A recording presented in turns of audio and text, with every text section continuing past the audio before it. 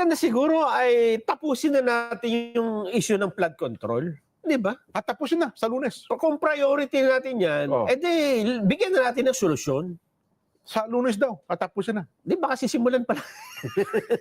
Kaya daw nagpatawag ata ng pagdinig. Huling hearing ito para ang taong bayan masabi niya, tapos na pala, yun pala yun.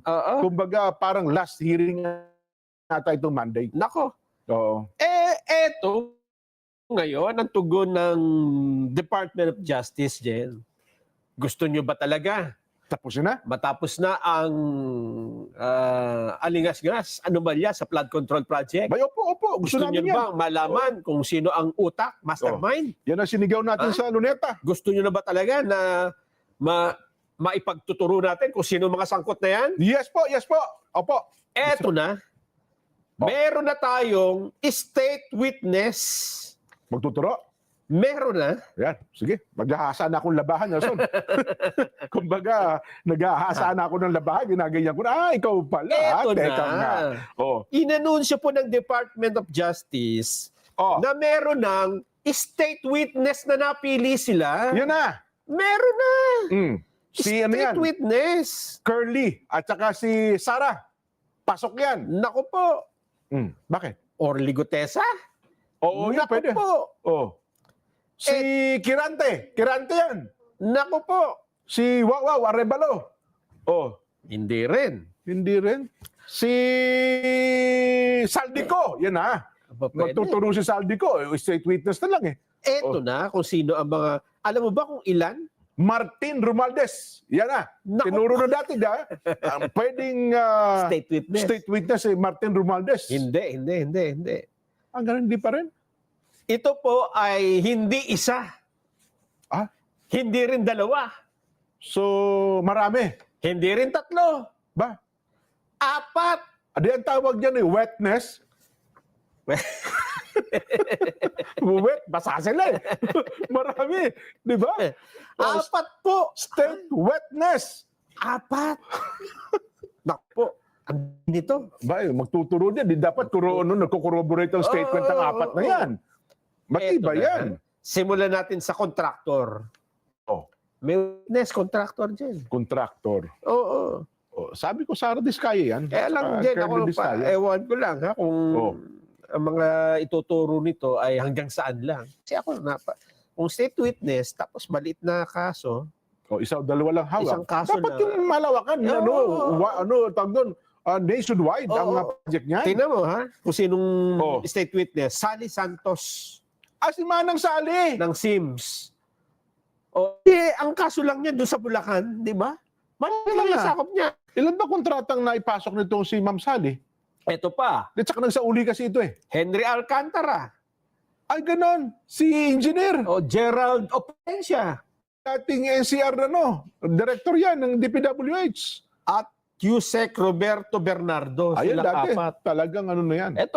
Itong Sally Santos, konti lang ang tuturo niyan dyan. Bulacan lang yan. Gerald, tsaka Henry, dito lang yan. Sa kanila lang. Yung Yusek Bernardo, ito mas maraming may tuturo. Kasi siya yan. Mas marami ang hawak na proyekto niyan eh. At may sapat siyang kaalaman. Kaya lang, parang bitin eh, no? Kasi alam mo na yung sinasabi ni Yusek Bernardo eh. Si Bernardo, ang idiniin niyan, mga senador. Oo. Di ba? Siya yung nagsabi ng mga senador eh. Wala siya sinabing congressman dyan eh. Wala nga. Hindi ba? Hindi kasama yung yung BGC Boys. Oo. Nako. Si Bryce Hernandez. Si Bryce, di ba? Nag-a-apply din si Bryce eh. Oo. Nako, di aywan ko lang, ano sasabihin sapagkat yung kanilang boss. Kasi tinuturo nila may pakanan ng lahat yung boss nila eh. Yung Henry Alcantara. Yung Henry Alcantara naman, may isa pang boss. Ang kanyang boss naman, Robert Bernardo. Yun nga. Di ba? Si Upolencia, hindi ko alam ang partisipasyon niyan. Alam ko, naging NCR director yan eh. Ganun ba? Oo. Ang kaso lang dito, Jen, ito daw pong pinabanggit na mga ihahaing kaso, 3 kaso ng plunder. Plunder. Okay. Ang mga kakasuhan, senador. Sabi ko sa iyo eh. Jinggoy Estrada. Ha! Akala ko safe na siya.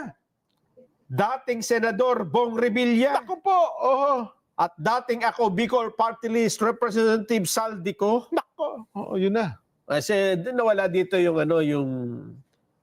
Joel Villanueva. Oo. Wala din yung Kasama sa mga binanggit ni Bernardo yun, di yung ba? dating binabanggit din niya Si Nancy. at saka Naibi. yung Francis Escudero, di ba? Senador. Oh. Wala din. Oo nga pala, dating Senate President. Oh. Hindi nakasama yun. Walang masyadong congressman dito. So sila ang state witness. State witness. Nakuha. Tigil na. Tigil na sila sa paghanap ng posible maging witness. Hindi natin alam. Itong apat na ito talaga ang nakuha nila. Apat?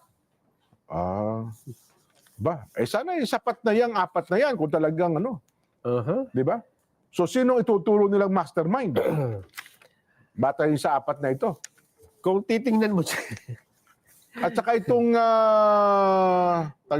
yung Bernardo ang nagkwento nung yung pagkakasangkot daw nila, di ba? Yung si Amena Yusek Secretary Pangandaman, si Secretary Sani Angara. Paano kaya naging parang halatang kwento-kwento yung ganun di ba? Samin, Oo, yung si Try Gibb, tapos yung si Adrian. Di ba siya yung nagkwento na nag-drive pa ng dalawang yung armor van? Armor van, no? Nagpalitan daw ng armor van? Parang walang gusto maniwala doon. Paano naging state witness itong si Yusek, O ganon? Hindi natin malam. Oo nga, Bagay, baka may ibang parametro ang DOJ na nakita sa apat na ito, kaya sila nakuhang state witness. Di ba? Ang sinula pa sa uli sa kanila, yung opulensya, hindi na ulang siya nauli ito, di ba? Walang retribute, Tapos si Sally Santos, meron. Yung Alcantara, meron. Naka 110 million na nga ata yan. Meron. Yung Yusek Bernardo, nagsabing magsasauli na 1 bilyong piso. Wala pa kasi naka-freeze daw yung kanyang asset. Gusto niyo makapagsauli ako, sabi niya, alisin niyo yung freeze order para makapag-withdraw, maibigay. Hindi naman tinanggal yung freeze order niya. Nung kanyang ari-arian Yung opulensya naman, na best talaga, wala. Wala pa paliwanag ang DOJ kung bakit yun ang mga napili nila? Wala pa Doon sa kanilang press statement? Teka, hanapin ko yung paliwanag, ha? Oo nga, sige, tingnan natin. Kasi, naging batayan ni Secretary, Bida yun, di ba? Secretary Bida ng DOJ. Ayun, oo nga. Kasi hindi ba pwedeng walang kung Ayun, walang batayan? kinumpirma na pala ito ni Prosecutor General Richard Anthony Padulyon. Na ang apat na ito ay covered na ng Witness Protection Program. Confirm na. Sabi naman ni DOJ Secretary Frederick Bida, isa po sa karapatan ng mga state witness na ina-admit sa programa is to be discharged from criminal liability. Naku, yun na. Doon po sa partikular na kaso na tinutulungan nila kami. So kung sa isang partikular na kaso, doon ka witness, doon ka walang kasong kriminal. Pero kung sa kabilang banda, na-involve ka rin, ay hindi ka makakatakas sa lahat. Ito na naman nasabi ni State Prosecutor General Richard Padulyon. Wala kaming nakikitang pangangailangan para? Ito naman doon sa application ni na Bryce Hernandez at JP Mendoza. Yung BGC Boys. Yung dalawa. Yung dalawa. Ang sabi niya dito, wala kaming nakikitang pangailangan para sila ay i-discharge namin. Ayun. At least patungkol dito sa mga kaso kung saan sila ay parang lumalapit para matanggap. When the future comes, kapag mayroong kaso na maaari silang tumestigo, ay maaari pa rin namang ikonsidera kung ano man ang ebidensya na ilalahad nila sa amin. Nako. Ayun. So yung dalawa ay hindi na isama. Bagamat nag-a-apply din daw na maging state witness. Oho. Eto na daw yung mga naisoling pera, Jen, ha? Okay. Alcantara, 181 million. 181 na pala. Opulencia, 80 million. Ano sa uli di ba sa Polensya? Santos, 20 million. Oo. Bernardo, 35 million. Ayan. Naka-35. Parang hindi natin nabalita yung naka-35 million. Naka sa ATM? Sa kanto-kanto sila nagsusuli. Hindi, ang pangako niya magsasauli ng 1 billion. Pangako lang naman. Hindi, yung 35 million, meron ba? 35 million lang. Parang wala akong nais ko pa natatry dyan. Ayun nga. Nakalusot sa atin yung 35 million na yan, ano? Oo. Pero ayon kay Yusek Nicolas Felix T ng DOJ pa rin, ang isinoli kasi ni Bernardo Jen ay manager's check. Cheque. Manager's check. Na may nakasalagay na 35 million pesos. Ayan. Manager's check na 35 million. Oo. Ang sabi pa niya, ang pinanggalingan nito ay pagbenta ng isang ari-arian niya.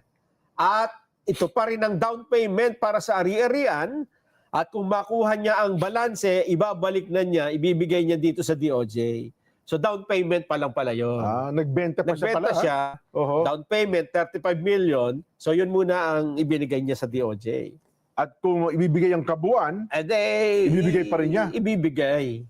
Oo. Alam mo ba kung magkano? Magkano ba binenta niya ari-arian? Ang gusto daw niyang ibalik ay 1 billion lahat. Sabi ko sa iyo 1 billion ang gusto niya sa uli. Ay yung down payment na 35 million, wala yun. 0.35% lang yun. Yun.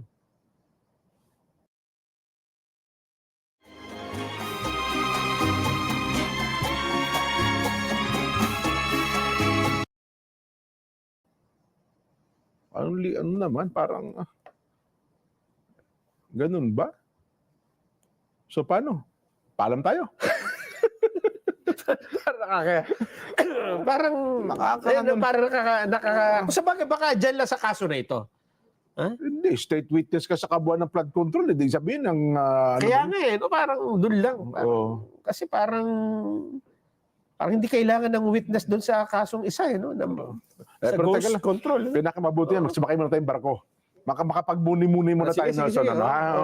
Kayo hubay sasakay ng barko? Nako, pansamantala pong sinuspindi ang biyahe ng barko ngayong araw dahil po sa posibleng panganib na dala po ng Tropical Depression Ada. Sa rehiyon po ng Bicol, apektado ang mga rutang Legazpi, Rapu-Rapu, Castilla, Surigao, Bulan, Ticao Island at Matnog, Samar. Kansilado rin po ang biyahe sa piling mga pantalaan sa Eastern Leyte at Samar, Western Leyte at Biliran at Surigao. Gayon din ang ilang biyahe ng Co Shipping Lines at Montenegro Shipping Lines at mga rutang Masbate, Cebu, Pilar, Sorsogon at Calbayog. Kayo po ba ay maglalakbay sa pamamagitan ng mga sakyang pandagat? Kayo po ng barko, roro, ferry, iba pa? Meron pong kasilasyon. Nako, panoorin niyo po muna ito, ha?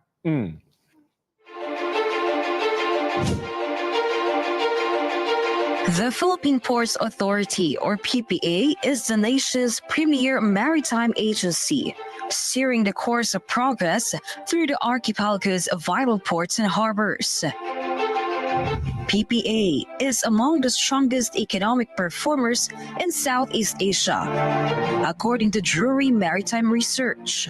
This translates into bigger figures for the economy, creating a ripple effect in all sectors. PPA's mission is to provide modern, sustainable, and resilient port infrastructure and facilities to provide responsive, reliable, and efficient port services, and to promote a regulatory framework that is transparent, fair, and relevant to the needs of all stakeholders. To keep pace with the global trends and improve operational efficiency. Paano magiging state witness yan?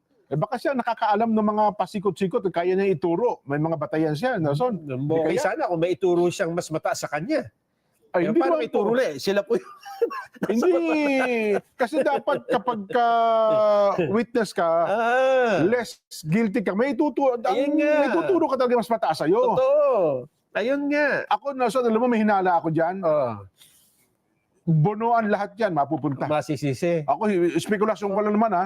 Oo. Sa bandang huli, malamang, baka bunuan lahat mapunta yan. Yun na nga ang ano, di ba? Mukhang gano'n ang trajectory ng Yun na nga yung mga sabi pangyayaring ni ito. Senator Lacson eh. Oh, kita mo na. Na yung mga, doon pa lang sa mga coordinates, Ibang mali-mali na isinapit. mali-mali. Eh, di ba? Mismo ang Pangulo daw. Kumbaga sa balita, kinuryente. Nako. Di ba? Oh. Ibig bang sabihin ay... Di parang mo nang nahihinuha ngayon. Di ba? Baka sa bandang huli, bunuan lang ang ano dyan. At Jose Cabral, silang dalawa. Ayun. Oo. Paano po pangipalilim pananagutin niya mga yan? Naku po. Oho. Paano naman yung gumagawa ng budget dyan? Kasi yung project, hindi naman magiging... hindi ba? Oho. Hindi mo yung flood control project. Paano magkakaroon ng anomalya sa flood control project kung yan ay plano lang? Ayun na nga. Paano ba nagkaroon ng corruption? Kasi Oo. nilagyan nyo ng pera eh, di ba? Proposal galing sa NEP, yung National Expenditure Program. Oo. Ibig sabihin, inaiisip nyo na lagyan natin ng pera yan, di ba? Oo. At saka meron pang ano, di ba, yung mga unprogram. Sino ang bumuo ng mga proyekto na yan para ilaan doon? Yun ang ano doon. Kasi tanggalin mo ang pera sa flood control project, hindi magiging Wala. anomalya yan. Wish lang yun. Oo. Sabi ni Senadora Amy, wish list Yun yan. nga. Hindi Parang- magkakaroon ng katuparan yan. Parang isang kahadeyero dyan. Oo. Alam mo, may nagnakaw ng kahadeyero, wala namang laman. Oo. Ipakilo mo yung ano, kahadi. At tika na, saglit lang ha. Balikan natin si Freddy Rolyoda mula po sa Baguio City. Freddy! Yes, Jen, kahapon nga, bandang alas 5 ng hapon, sumiklab na itong apoy dito sa storage room ng Department of Public Works in Highways o DPWH car at dito sa Ingerial Hills. Ayon dito kay City Fire Marshal Fire Superintendent Mark Anthony Dangatan, mabilis namang nakaresponde itong mga kagawad ng pamatay sunog sa compound ng naturang ahensya kung saan bandang alas 5:43 ng hapon naman idineklarang fire out na itong apoy. Ayon pa sa ulat, bigla na lamang umanong lumabas yung makapal na usok sa naturang opisina ng ahensya matapos bumalik ang supply ng kuryente sa lugar. Sa report na pinarating ni Dangatan kay City Disaster Management Cluster Head Mayor Benjamin Magalong, nagsimula umano ang apoy sa Financial Management Records Room na may sukat na 1 metro at ito'y pinatutunayan ng mga nakakitang utility worker ng ahensya. Matapos umanong makarating sa kalaman ng mga first responders ang pangyayari, agad nilang inalerto ang mga security personnel kung saan ay ginamitan ng 4 na 10 IB fire extinguishers ang apoy hanggang sa dumating na itong mga miyembro ng Baguio City Fire Station. Ngunit nagsasagawa pa rin ng investigasyon ng Bureau of Fire Protection at ng Baguio kung paano o ano ang totoong dahilan ng pagkakasunog ng naturang tanggapan. Samantala, Jen Nelson, nagbigay ng kumpirmasyon itong si Mayor Benjamin Magalong na may mga ilang hard copy na dokumentong nadamay sa pagsiklab ng apoy sa regional office ng DPWH car. Samantala, nagbigay naman ng paliwanag ang pamunuan ng DPWH car kung ano saan ayon sa kanila ay naglulunsad na sila ng close coordination sa mga investigador at pamunuan ng Bureau of Fire Protection at LGU para malaman yung sanhi ng naturang fire incident. Sa initial na assessment ng BFP, naapektuhan lamang umanon ang apoy yung nasa 2 metrong bahagi ng opisina at walang naiulat na nasugatan o nasawi sa naturang insidente. Para sa Ganang Mamayan, Fred Rolyoda, matatag, matapang, matapa. Pero Freddy, nangyari yung sunog na yan. Martes pa, hindi kahapon, ano? Martes. Kahapon na Jen. Oo, ng hapon, alas 5 pasado ng hapon. Martes yan. Hindi, Miyerkules lang Miyerkules kahapon. Martes nangyari kasi. Miyerkules, tinatalakay namin, Martes. Freddy, kami, nandyan kami. Nandyan kami. Okay, kung siguro yung pinadala sa atin namin, yung petsa siguro, pinadala sa atin kahapon. yung mga Oo, materials. hindi kahapon, Martes yan. Ayan, Martes, January 14. Oo. Hindi, January 14. Hindi. Martes, January Bali 14 kahapon. 13. So, 15 January ngayon. 13. Oo. Oo. Pero, Sige, baby. pero, Di ba bago ang regional director ng Cordillera? Hindi na natanggal yung isa, di ba?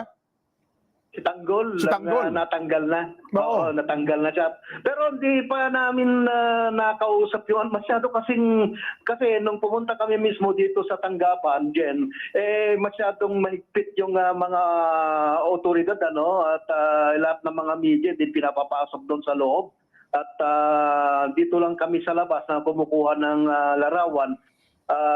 Nagsisikap din nga kaming makipag-ugnayan dito kay Dangatan, kaya lang ang binibigay lang nila na impormasyon ay manggagaling pa dito sa main office ng Bureau of Fire Protection. Kaya hanggang ngayon naghintay din kami. So pang ilang araw pa lang yung bagong regional director ng Cordillera? Na siguro last year pa yata siya napalitan din Oo. Hindi, kapapalit lang no. Mula nung natanggal itong ayan. Ka-announce na lang Secretary Business nung isang araw na tinanggal si Tanggol, naglagay ng bago, Freddy. Yung palang naalala ko, yung district engineer pala. Okay, kaya tayo naguguluhan tayo. Yung regional director, wala pa sa linggo, di ba? Yes, tama ka dyan. Yung naalala ko kasi yung district director. Kaya natanggal. Kaya pala. Sorry. Di tayo magkatugma Miyerkules pala talaga. Nagkabalita. Miyerkules, January 14. So kahapon. Kahapon. Ayun. Habang nagpo-programa tayo. Habang tayo nagpo-program. Oo. Ayun. Akala ko Ayun. Tumama rin. So walang paliwanag yung bagong regional director. Ayaw pang magpa-interview dyan Pati yung mga pulis, pati yung mga BAP, nahirapan din tayo kumuha ng update. Pero doon base doon sa ipinalabas naman ng DPWH na kalatas, pinadala doon sa PIO, ang sabi nila, nagkakaroon nga din sila ng coordination nga dito sa Bureau of Fire Protection para sa ganun malaman din yung totoong dahilan ng rason. Kung yun ay ano nga dahilan kung bakit nasunog na itong isa sa pasilidad o storage room ng naturang ahensya, Jen. Pero bago naganap yan, brown out yung lugar, di ba? Tapos nung ibinalik, tsaka umusok, ibinalik yung kuryente. Yes. Yun ang ilan sa mga lumalabas, binibintay din. Kasi bandang alas 5 pa rin ng madaling araw, nagsimula ng mawala ng kuryente at alas 5 pasado, dumating yung kuryente, yun ang binabanggit nila, biglang nagkausok. Nung bumalik yung power supply o yung kuryente dyan. Anyway, sige, tabayan na natin kung ano magiging follow-up.